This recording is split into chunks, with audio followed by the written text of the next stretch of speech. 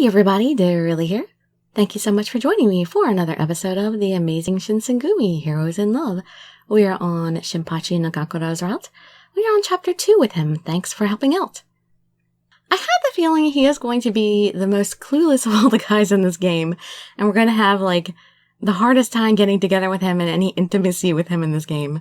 I had the feeling that even Hajime and Heisuke are going to be more forward than Shinpachi.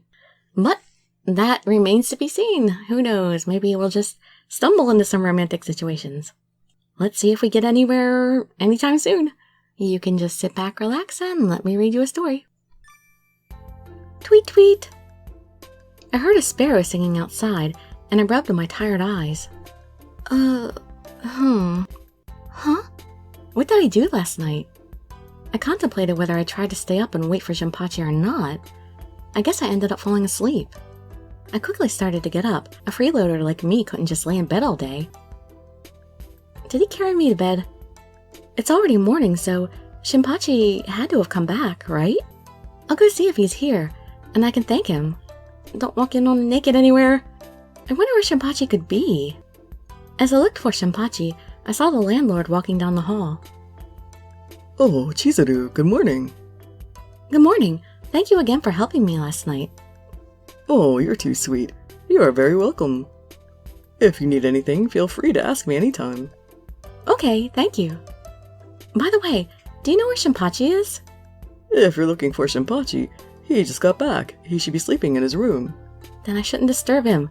Oh, he only recently came back? Yes, it seems like he was working late into the night. Oh, I see. He kept working until morning. I'm a little worried about him. If you need to see him, you should try going to his room. His room is the one at the end of this hallway. I think he might still be sleeping, though. Okay, I think I'll go there a little later. Thank goodness I'm considerate enough to wait and let him sleep. Oh, that's right. If there's anything I can help with, please say the word. That would help me out a lot. I'm about to make breakfast. Would you mind helping me? Yes, of course. I was happy to help. I wanted to do my part and not just keep relying on everyone. I followed the landlord down the hall, and she stopped. She? Sorry, I didn't know the landlord was a lady. Stopped in front of the room at the end of it. Just like I thought, he's still sleeping. Huh? This is Shinpachi's room. It's faint, but you can hear him sleeping. This is Shinpachi's... I looked closer and noticed the door was open a tiny bit. I can probably see inside from the crack of the open door. That would be rude, but I have to peek! I'll just take a look and see how he's doing. Is he sleeping naked? I peeked into Shinpachi's room from the small opening in the door. In the middle of the room, on top of the futon, I could see Shinpachi with his arms and legs spread out as he was sleeping.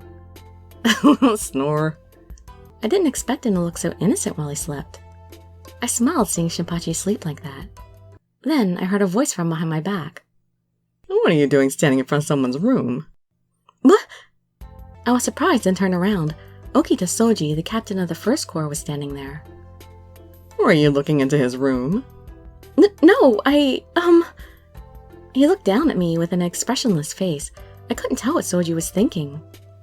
I miss him already. Well, whatever. Could you move aside? Don't wake him up! Huh? Move aside, you're in the way. Oh, I'm sorry. After he told me I was in the way, I panicked and moved into the door's opening. Without hesitation, Soji suddenly opened the door to Shinpachi's room. Soji opened the door all the way, and the sunlight shined on Shinpachi's face. Still snoring away. The sunlight shined brilliantly on Shinpachi's face, but he didn't seem to notice. Shinpachi continued to sleep, with his calm and innocent face. Soji quickly walked up to him. Soji, what are you planning on doing? I'm going to relay the message Captain Kondo gave me. But Shinpachi is still sleeping. Yeah, he is. That's why I'm going to wake him up and tell him. He said it like his actions were obvious. Without hesitation, he started to shake Shinpachi. I'm surprised he didn't kick him. Soji! When I tried to stop Soji from shaking Shinpachi's shoulder violently, Shinpachi started to say something. What's going on? Shinpachi, wake up. I have a message from Captain Kondo. I don't need to eat breakfast yet. Let me sleep a little longer. Are you half asleep? I'm not talking about breakfast. Would you just wake up already? Soji started to shake Shinpachi, who was still half asleep, harder. What do you want? Stop shaking me. I'll stop when you're up. Unable to bear Soji's relentless shaking, Shinpachi grabbed Soji's arm and pried himself up. Okay, I got it. I'm up. Jeez, what's your problem? Oh, Soji, what do you want so early in the morning? Shinpachi let out a big yawn while Soji continued speaking unfazed. I have a message for you from Captain Kondo. Today the 2nd Regiment is on night patrol duty. Captain Kondo wants you to report on how the patrol will be organized. He wants me to report it. Got it. Anything else? Oh, that's all. Excuse me? You woke me up just to report that? I don't think it's very professional to treat the captain's orders like that. You're not doing this on purpose, are you? Shinpachi started yawning and rubbed his tired eyes. Oh, on purpose? I don't know what you're referring to. Oh, I've told you the message. Please don't keep Captain Kondo waiting. Goodbye. Soji kept his words short and stepped out of the room like nothing had happened. He definitely did that on purpose. As he watched Soji leave, Shinpachi had a half smile on his face. Watching Soji leave, I felt the same way as Shinpachi, a little confused. Soji is a bit strange. Shinpachi let out another big yawn as I thought that. I remembered something important after seeing me yawn. Now I can thank him for last night. I sat next to Shinpachi, who looked like he was about to fall asleep, and bowed my head. Thank you very much for yesterday. While I stay at the base, I'll be in your care. You don't have to be so formal. You can think about it like you're part of a big family now. So, let's not be so formal to each other, okay? Shinpachi smiled and started to pet my head. For some reason, his gentle touch and the warmth from his hand made me feel at ease. In any case, now I'm hungry because Soji forcefully woke me up. Oh, the landlord is about to prepare breakfast. Yeah, I'm supposed to be helping him. Or her. I'm going to go help. You've already got a job, I see. Thanks for helping out. If there's anything I can do to help, I'll do it. Oh, sounds promising. In that case, if there's anything I need, I'll ask for your help. I saw Shinpachi laugh cheerfully. I felt even more empowered to do my best. Well then, I'm off to the kitchen. I stood up and was about to leave Shinpachi's room when... Say... Shinpachi started talking to me, so I turned around. Yeah? Shinpachi started talking with a big smile on his face. Thanks a lot for coming to my place. What? I felt my heart leap in surprise after hearing Shinpachi thank me. It was because his smile was so charming and refreshing to look at. But I haven't done anything for him to thank me like that, though. What should I say to him? I'll say you're welcome, even though you haven't done anything yet. You're welcome. I didn't know why he thanked me, but I smiled and nodded at Shinpachi. After hearing my reply, Shinpachi scratched his head and said, Oh, I'm sure you were confused after hearing me say that. Sorry.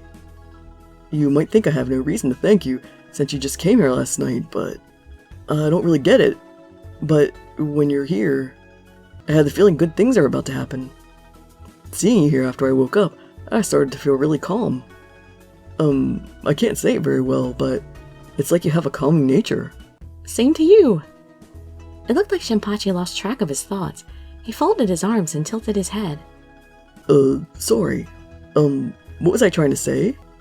I then heard a bell ring all of a sudden. Oh, that's... Shinpachi called out into the direction of the ringing bells. You came back again? A cute calico cat came walking by. The cat let out a meow and started walking toward Shinpachi. He took the cat in his arms and started to pet her head with his fingertips. She's the next door neighbor's cat. For some reason, she really likes me. Do you feed her? Sometimes she comes to my room to say hi. She's cute, huh? She really is. It's soothing to have a pet around. Right? Yeah, that's it. Oh, you think of me as a pet? Shinpachi shouted as if he remembered something. The cat and I were surprised. We started to stare at Shinpachi. When you look at this cat, you feel at ease, right? That's what you two have in common. Huh? I don't really know why, but just having you here is really calming. That's why I wanted to thank you. For being your pet? Then, are you saying I'm the same as a cat? Yeah, something like that. Wah, wah, wah. Is that so? We're getting nowhere fast with this romance. I contagiously smiled after seeing Shinpachi's big grin. This is so complicated. For some reason I felt a little sad, but I pulled myself together and went to go prepare breakfast. After that, I helped prepare everyone's breakfast, and I spent some time doing chores. There were more things to do than I thought, but this way I could do my part to help out. I just need to be a little more considerate. I want to be able to help the Shinsengumi. Still, I was deep in thought as I brought some tea to Shinpachi's room. Shinpachi is a really busy person. This morning started with Soji, as many important people in the Shinsengumi came to Shinpachi one after another. He's also the captain of the 2nd Corps, so he's responsible for all the soldiers under him. I was worried he might need a break, but Shinpachi kept on meeting people. Excuse me. I brought the tea I prepared to Shinpachi's room. When I came in, Sonosuke was visiting and waved his hand at me. Hey, Chizuru. Hi, Sonosuke. Have some tea. You don't have to serve the tea, especially to this guy. Why are you being so mean? Chizuru came all the way here for us. Thanks, Chizuru. You are really sweet. Sonosuke had a big smile on his face and took my hand. Your hands are so cute and delicate. Sonosuke, what are you doing? Don't touch her. Shinpachi forced our hands apart. I swear, I can't leave you alone for a second. Shinpachi folded his arms and glared at Sonosuke. That hurts. You don't have to take it so seriously. Or are you trying to act like an overprotective boyfriend after all? What? No way. I wonder. Say, Chizuru, he's acting like an overprotective boyfriend, right? You're wrong. What should I say? He isn't acting overprotective, not at all. He isn't acting overprotective. Oh, just what I just said. Exactly the same words. Not at all. Shinpachi is just looking out for me, that's all. Yeah, see? He doesn't like his pet being touched by other people. Shinpachi sounded relieved after hearing my answer. Either way, now I know Shinpachi is worrying about Chizuru an awful lot. Jeez, enough of that already. Shinpachi scratched his face. He looked too embarrassed to say anything. Sonosuke had a mischievous grin on his face and cheerfully looked at Shinpachi. Then, a soldier from the 2nd Corps came into Shinpachi's room. Captain Nagakura, the soldiers from the 2nd Corps have gathered in the garden. Please train us. Oh, it's that time already. I'll be right there. You train your soldiers? You don't? Yeah, the younger recruits told me they wanted to learn swordsmanship. They're a spirited bunch. Oh, I thought I should teach them directly because they're so eager. Shinpachi was in a good mood. He then stood up. Hey, do you want to watch them practice? Huh? It's better to be familiar with the things we normally do around here, right? Yeah, he does have a point. What should I do? I'm going to go watch. Okay, if I won't be a bother, then let me watch you guys practice. You could never be a bother. If you want, I could even teach you some self-defense. Shinpachi smiled happily and patted me on the shoulder. Then, it's settled. Let's go.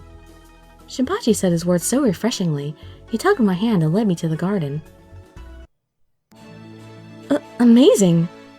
After seeing the scenery in front of my eyes, those words came naturally out of my mouth. Shinpachi started to teach swordsmanship to the soldiers who assembled in the garden. Even if they were just using wooden swords to practice, the training was intense. Next. Yes, sir. A young soldier came forward, following Shinpachi's orders. His shoulders were shaking heavily. He seemed nervous. Finally, they started to spar. When the sound of their swords crashing against each other echoed through the garden. Gah! Oh! Shinpachi! It looked like the soldier's sword hit Shinpachi's arm excessively hard. Shinpachi looked like he was in great pain. His arm started to swell and turn red. I have to help him! Oh, don't be such a baby, Shinpachi. It's just practice. You're a manly man. What should I do? Call the landlord. I will put something cold on his arm. I have to do something about the swelling. I went to the kitchen and wetted a towel. I ran up to Shinpachi soon after. I took his hand and put the wet towel over his wound. Shinpachi then took his other arm and rubbed my head, messing up my hair. Thank you for worrying about me, but it's okay. As if nothing had happened, Shinpachi faced everyone and smiled as he spoke. We're continuing practice. So he is a manly man after all. Good. A little boo-boo doesn't bother him. Alright, 2:22 a.m. here, so I'm gonna rush right into the next chapter.